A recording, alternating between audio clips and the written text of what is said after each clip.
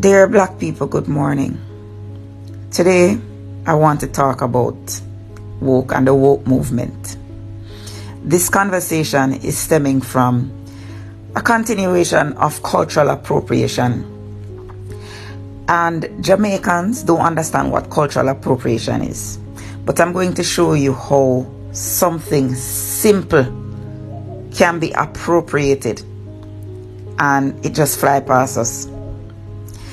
If we remember correctly, the term woke rose to prominence about 10 to 12 years ago, and it was used predominantly by black people when they were talking about racial prejudice, discrimination against the black people, white privilege.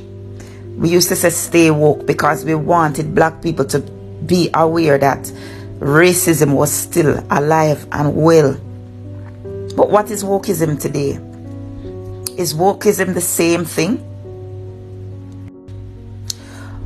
Wokeism has evolved into anything but racial struggles, anything but talking about the oppression of black people. It has become the struggle for LGBTQ rights. I have no issue with LGBTQ people.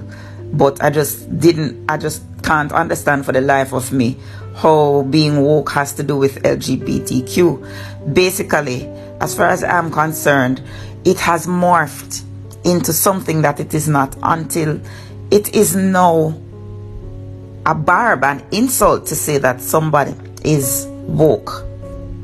And this is the problem with cultural appropriation. Cultural appropriation takes culture, takes aspects of our culture, takes what is ours and dilutes it and waters it down until it is no longer acceptable and it gone straight back to where it coming from.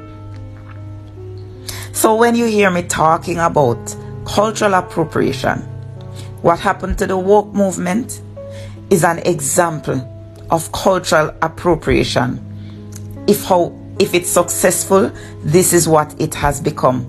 It has been weaponized, right? The woke movement has been weaponized by the liberals.